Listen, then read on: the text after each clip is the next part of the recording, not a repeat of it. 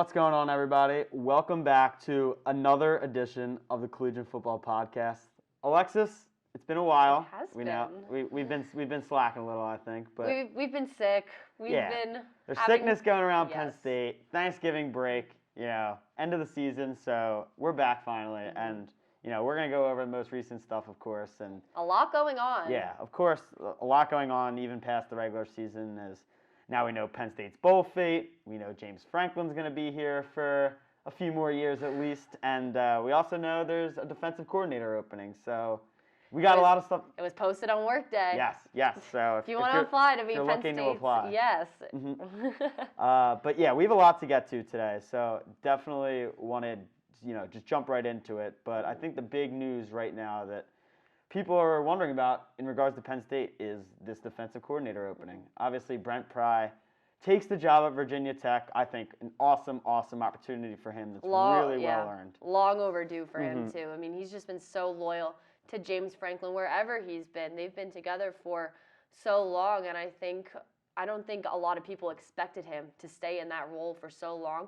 But you could see his work and where he's gotten this Penn State defense, too. Look at how well they played this year. That's a testament to the amount of work he's done on the recruiting path and the transfer portal over the last couple of years. So he definitely earned this spot. It's been long overdue. But yeah, Penn State definitely happy for him, and I can't wait to see what he does. Yeah, to talk about a perfect opportunity. I mean, he's gotten head coaching offers before, not at the Power 5 level.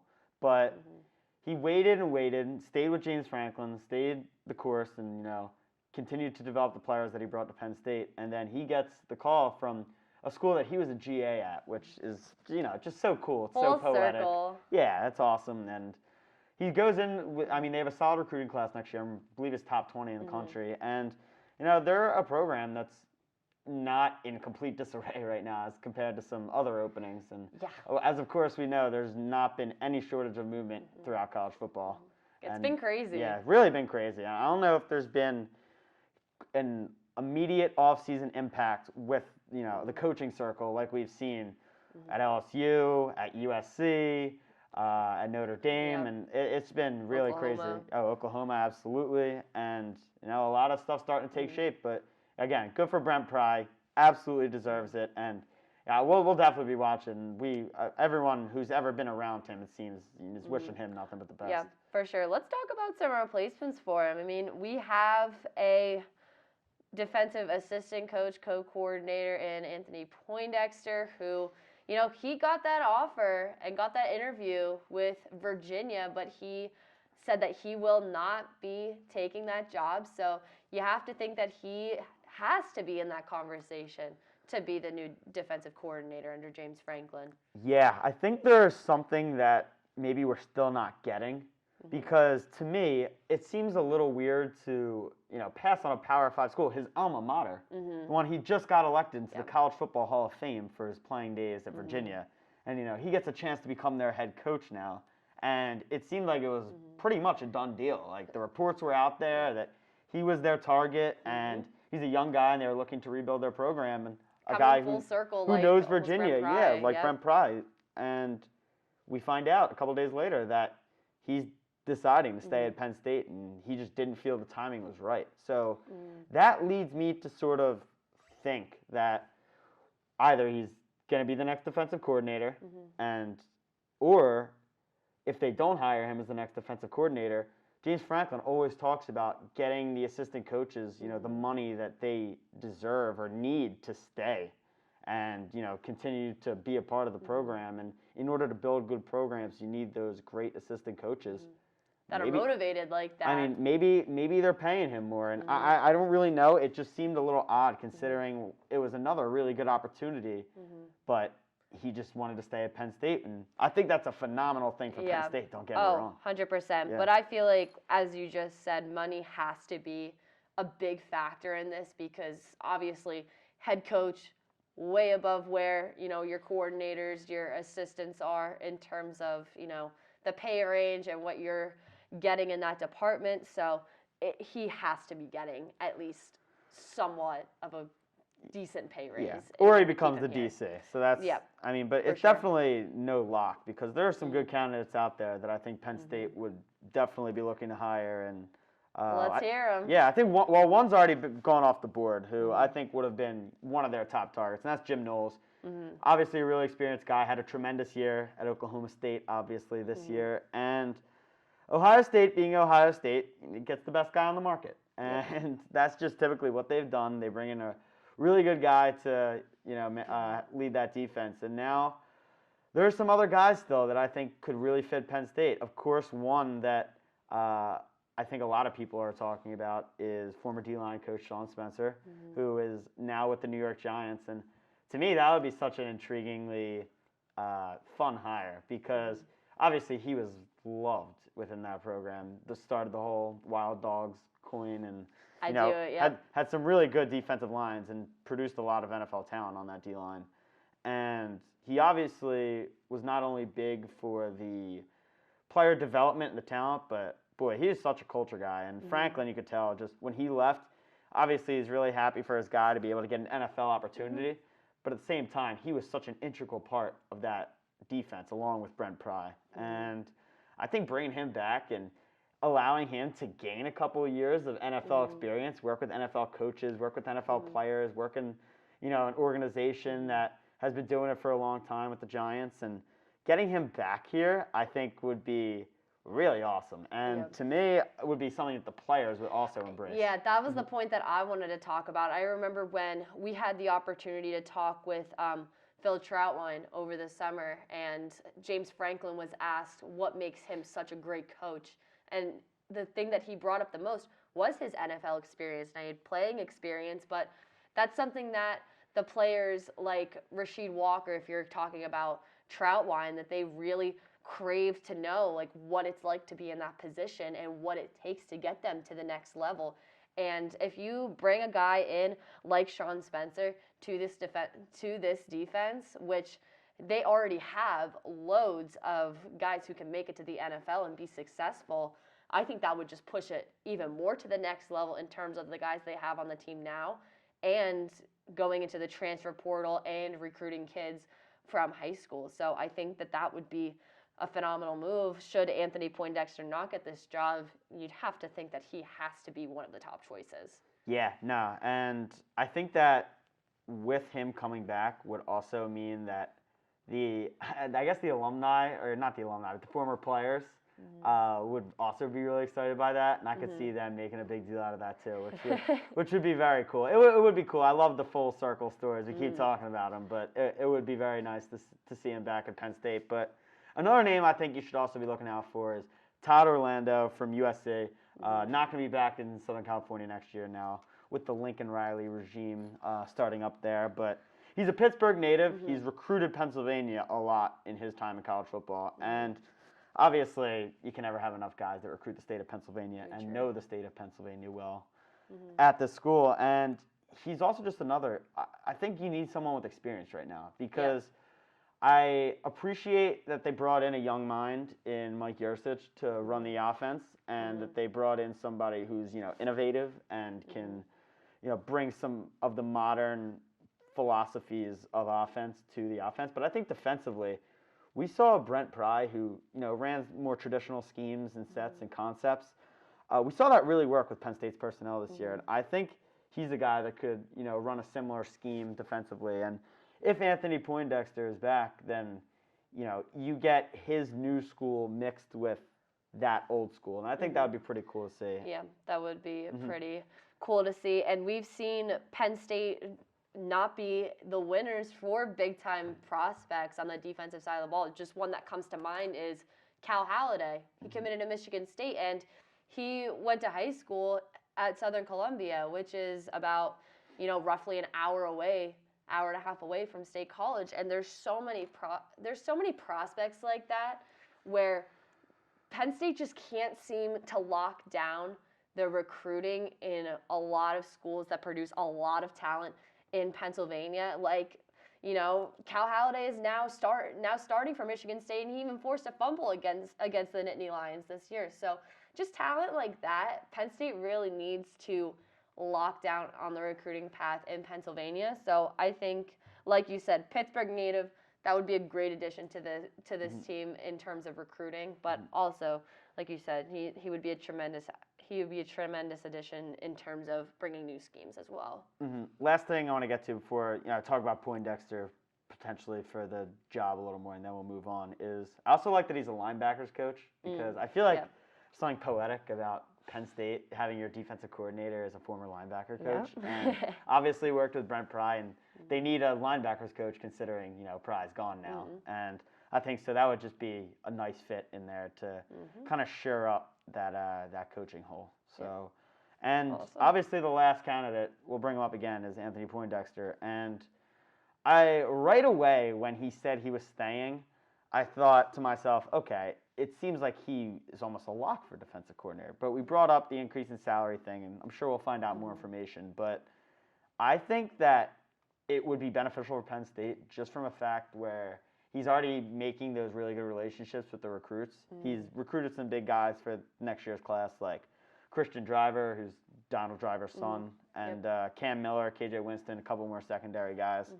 And I think that we're seeing almost a shift in Penn State's defensive philosophy go from, all about the front seven, linebackers, front four, to, a little bit more of an increased talent in the secondary. And we've obviously Jaquan Brisker is going to the NFL this year, and Jair Brown's taking a tremendous step, and they have some really good guys for next year, Jalen Reed. And I think that if we've talked about this being one of the best Penn State secondaries that we've seen those corners, in recent. Those corners dropped off a little bit. Yeah, a little bit towards the end of the season, but midway through, when they were 5-0, we were talking about that, and you could even still say no. I forgot that was a thing that we were talking about going to either Orlando or Dallas. Yeah, literally, we were talking about that. But anyway, we've seen that uptick in that talent in the secondary at safety in particular. So, this would be great if they could get him into that defensive coordinator role, that you could get more guys like that. Yeah, and before we move on, he's also just thought of as one of the better young coaches in college football. And he's going to be a guy that, while he doesn't take a job as a head coach this year, he's going to get that opportunity really, really soon, you would think. And being able to retain him as a defensive coordinator and maybe make him happy, like just by promoting him, I think getting him to stay in the program as long as he can would be great. Considering I think he's already made a pretty big impact after, what has it been, 1 year program. So, yeah, I think that would be the benefit of having him, here long term. For sure. All right. Let's get on to the NFL and what players are locks to declare for the draft and which ones are, maybe on the fence a little bit. I think we need to start with the obvious guys that are leaving. To me, three that jump out right away: Jahan Dotson, Rasheed Walker, and Jaquan Brisker. Yeah. So the three, I think. I would add Brandon Smith to that mix just because, Brandon Smith hasn't put on the best tape this season, I would say. I think he's often a little overzealous and, gets maybe over-aggressive in the backfield, tries to go for the big hit a little too much, and maybe doesn't wrap guys up as you're supposed to. But at the same time, he is just an absolute physical specimen. He's the perfect linebacker physique, I guess you could say. He's like 6'3", to 250. And, he's just like the ideal NFL linebacker blueprint. So I think if you get him in the right situation with the right, defensive development staff and the right linebacker coaches, I think he can, go on to have a pretty successful NFL career. So I'm thinking it's like second round for him. So I think he goes pretty high. But like you said, I think the main ones are Dotson, Brandon Smith, Brisker, Rasheed. But I also think, obviously, Arnold Ebiketie breakout season for him. Did a lot for his NFL draft stock this year. So I expect him to go, possibly day 2. And so that would be, very I think that would be a steal for a team like that. And he, only has this one season of, Big Ten Power 5 football as opposed to where he started out with at Temple. But, if he continues to improve as he did this season, under an NFL staff, I really think that he could be a steal for a team that takes him on day 2 or day 3. And I also think you also look for development guys who are able to have that arc. The progression continues throughout college. And, I mean, I haven't watched all of his Temple film, but from what it looked like, he just progressively got better every season. And to this year, when he finally got to the stage where he could play some, legitimate Big Ten competition and competition nationally, he really thrived in that role. So I would not be surprised to see him go, third round possibly, fourth roundish. But I think the two guys that will end up being, or one guy that will end up being taken in the later rounds is Jesse Luketa.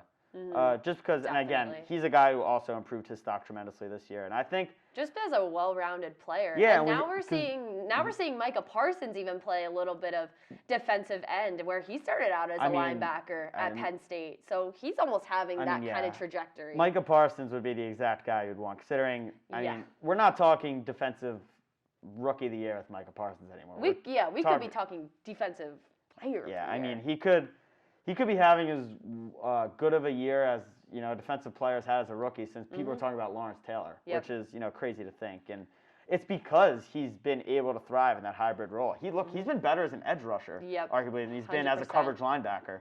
So Jesse Luketa is now a guy who has played that role in college, and while he doesn't have the athletic traits that Micah has, he has been there and played in that position before. And I think versatility in the NFL is, as critical of a trait as anyone can have, especially as a defensive lineman. And being able to switch and play in different coverages, different schemes, and he's shown the ability to do that time and time again. And you've just seen his attitude go along with that, and being whatever this team needs me to do to get the win, I'm going to do it. Wherever I have to play, I'm going to do it. So I think that's a really good attitude piece as well, that it doesn't matter where he plays as long as he is successful and the team is successful. So I think that it would be smart for him to go to the draft I'm thinking definitely day 3 pick for Jesse Luketa, but I think he definitely gets taken. I think he's a good shot to make a roster. I mean, if he can, stay in shape, obviously the combine determines a lot just based on how you perform. But I really like what he did this year, especially after last year when he, had a rough season. But I think he definitely earned the chance to get drafted this year. But I think our last guy that I definitely want to talk about in terms of the NFL is someone who's not going to get drafted, but I think will certainly get his opportunity, and that's Jordan Stout. He's just proven that he can do it all. I mean, I think instead of counting how many touchbacks he had, I think we need to count the amount of kickoffs that weren't touchbacks for him. Like, he's just so strong. I mean, he had a couple, mishaps at the end of this season with, those extra points, short field goals. So we'll blame it on the snow. Yeah. Well, maybe he won't be, that kind of, chip shot guy that an NFL team is looking for, but he could certainly, boot one from over 40, 50 yards out. He's proven that he could do that. And obviously the punts, his efficiency, just with his numbers and how many punts he's landed inside of 20 yards and how many he's have gone for over 50 yards, that's special at the college level, with the way that he's able to perform strong in all 3 facets of the special teams. So I think that he could really do a team some good as a punter or for kickoff. Yeah, I'm thinking that he plays, if a team needs it, that Pat McAfee role, where you handle kickoffs and punts, and then you have your separate field goal kicker. I know teams don't love to do that, just considering the roster spot you have to take up, but if it's a punter at the same time, it doesn't really matter because you hold a punter and a kicker anyway. So I think that would be a really, really nice role for him wherever he could find that. And hey, we've seen some Penn State punters have some success this season. Blake Gilligan has had a phenomenal season. Like, arguably been the best punter in the NFL. So, like, I don't know. I think it'd be really cool to keep seeing the Penn State punters in the NFL. And I mean, that's something that Joe Lurie probably takes some good pride in. Yeah, 100%. Yeah, definitely. And I think that there is no reason why Stout can't play in the NFL or play at the highest level. So I would expect him to get a shot, especially in training camp. Yeah, definitely. All right. Now to the questions of who might stay for another year. I think the obvious one that we have to start with is Sean Clifford. Is he coming back for his 6th season? Is he coming back to college for his 6th season, or is he coming back to Penn State for his 6th season? Yeah, that's also true. I think that, and here's what I, to this point, think. You could give your piece first, and then I'll give mine. Yeah, I think that Sean Clifford has really what more does he have to do here? I mean, obviously you could say win more games, go to the playoff, blah, blah, blah. But, he's kind of, I feel like, taken this relationship kind of as far as it can go.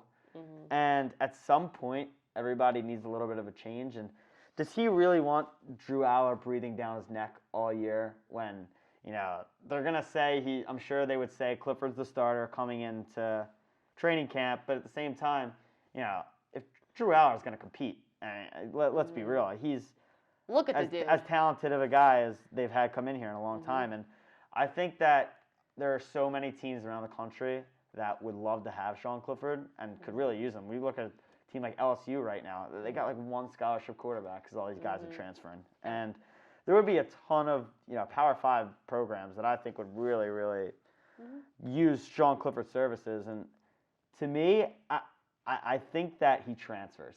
And I think that he comes back to college and tries to get drafted next year. And I think he was on his way before getting injured this year. But to me, it just doesn't seem like the relationship is like just working to a fact that it can keep on going past this point. And I could be wrong, and he could definitely be back next year. There's no doubt about it. But I feel like in 5 seasons, that relationship can only go so far. And there comes a point where both sides need to move on. And I feel like it's almost gotten to that point. And he'll talk with James Franklin, I'm sure, but that's to me where I think this stands. Yep, I would 100% agree with you there that he has nothing more to prove at Penn State. He's found success in some of his years here. Obviously, 2020 wasn't his best year by any means, but to start out this season, people had him in the talks for first team Big Ten. That's how successful he was starting this season, and you saw like how he affected this offense against Iowa. I mean, the offensive drop off in that game, but he has nothing else to prove here. And I think that as much as James Franklin has praised Sean for everything that he does on the field, off the field for this program, I think that you have to move on and give the chance, the full opportunity to your 5-star quarterback that's coming in without a doubt. Sean Clifford has, as you said, this relationship with Penn State isn't progressing any further. If he comes back, I don't think that they're going to be as successful as they could be without, getting Drew Aller or even Christian Veilleux, who we saw in that Rutgers game too. They have talent at the quarterback position that, I don't think this would be a great environment for Sean Clifford to grow if he decides to come back. He probably would like to go somewhere with a somewhat competent offensive line that can't get beat up, every other snap. But to wrap up, Sean, I really do think that he could find a really good fit at another program. And he is a guy who really is, skilled in multiple facets on the run. And when he's going in the passing game, he's played well. We've seen it before, and he can develop chemistry with guys and can be a leader of a team. But again, with Drew Aller breathing down his neck, and them possibly looking in the transfer portal to maybe add a quarterback, to me it just seems like the relationship. It could be time for a breakup. Yep, I agree. All right, let's get to someone who didn't see much action in the second half of the season, or any for that matter, PJ Mustipher. He has that. He only been here for 4 years, has that extra year of eligibility, is coming back from a knee injury, and his draft stock was going way up at the beginning of this season. I mean, just the way that he was able to move so quickly with how built and big he is, and being able to, really wrap people up. And, he made first team All Big Ten as well, with only playing half the season. So I think that, I don't think that he's going to get drafted as high if he would do that.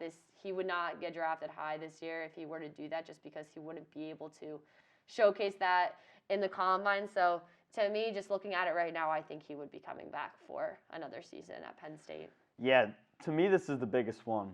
And I think that Penn State could really, really, really use him back. And we saw what he did in the run to start this year. I mean, he was probably one of the best run stoppers in the Big Ten, and was really obviously a big leader among that defense as well. He's being a senior, being as experienced as he is. And I think that it would also benefit him because to me, there are so many teams in the NFL that would have an interest in him, especially teams that run a 3-4 scheme, just because he's that ideal size for a nose tackle that you want, and his ability to play in both the run and pass is important in that interior area. And if he can continue to develop and continue to play like he did last year, I don't even think he needs to develop anymore because he's already pretty seasoned and has played at Penn State for a while. But I think being able to put on a full year of tape and have all that production would increase his draft stock more to what it would be right now. Because, of course, we don't know the exact extent of the injury because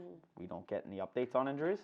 But I think that playing at Penn State for one more year could really benefit him. But, again, he could choose to still go to the draft based on what he has done. And, I mean, there's a new defensive coordinator that's going to be coming in, so he might not have a comfort level of playing a potentially new scheme or, with new personnel, of course, because guys are going to be leaving. And that'll be interesting. And I think it'll also be interesting to see what Jair Brown does. I think he stays. I agree. And solidifies that safety position with him and Jalen Reed back there. And he hinted to that during the season in some media availabilities that, I'm learning behind Brizzy, like, for next year, this is what I want to do. And he, was asked, like, so that means you're coming back next year? I do think he is back. And I agree.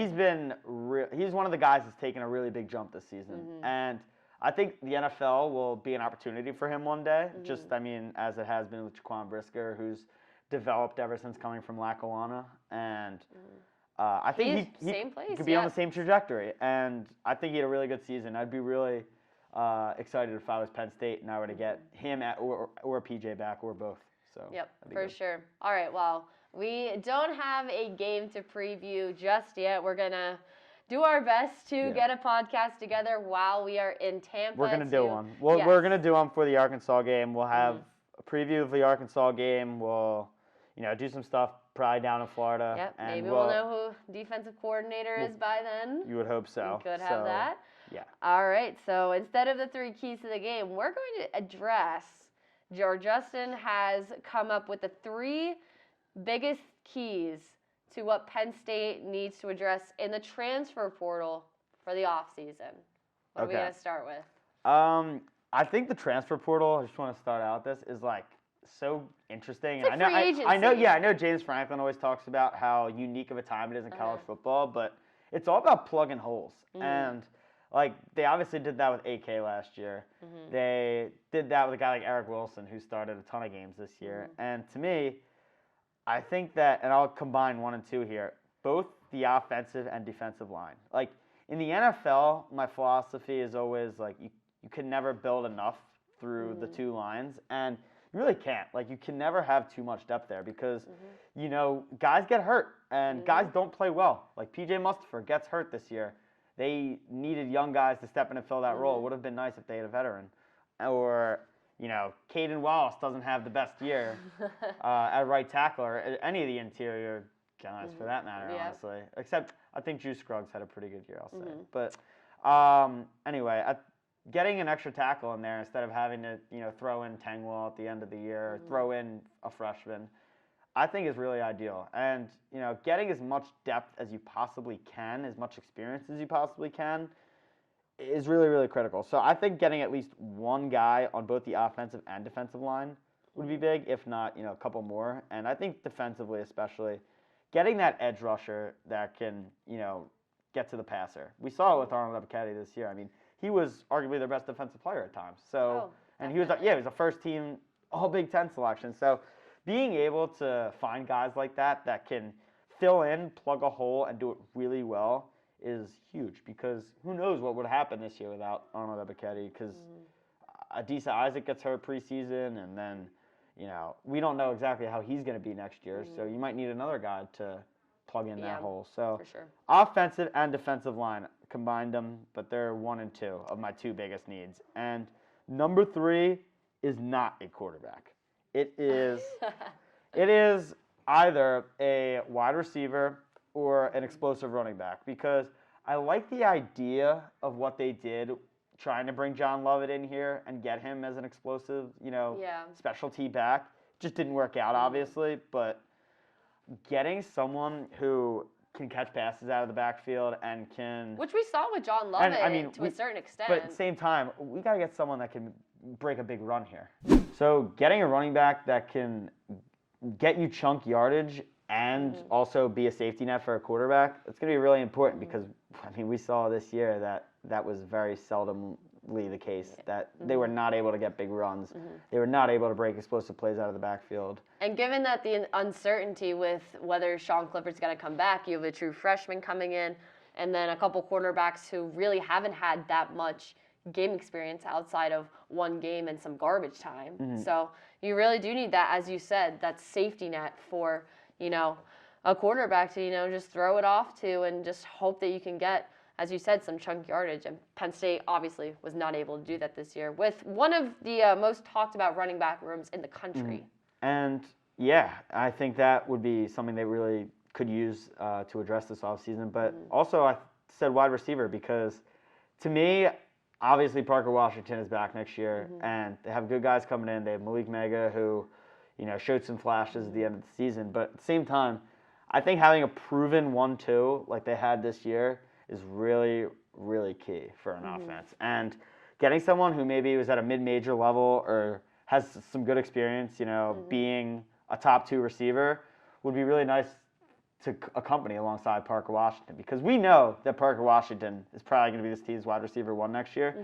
But at the same time, I really like him in that secondary role, like being the slot guy and then having someone on the outside to kind of take some of that attention away from him. If they're able to do that and able to get another real threat on the outside, other than, you know, the people they already have, I think that would be really helpful and could make a young quarterback like Drew Aller's life a lot easier by getting as many weapons around him as he can, along with the good O-line. Yep, most definitely. A lot of offensive focus on this one, but obviously going to need it given you don't know what's going to happen at the quarterback position and, you know, running back room, as I just stated, a lot of high hopes, didn't live up to what it was supposed to be, so got to work on that offense a little bit, it seems like. Does Penn State have a 100-yard rusher in the Outback Bowl? They haven't had one all year. I'm going to go with no. You'll get good odds. I don't know. I'm going to go with no. All right. We'll save the sports betting talk for another podcast. All right. That's going to wrap it up for this episode of the Collegian Football Podcast. I'm Alexis Yoder. Alongside me is Justin Morganstein, and we will see you next time from Tampa.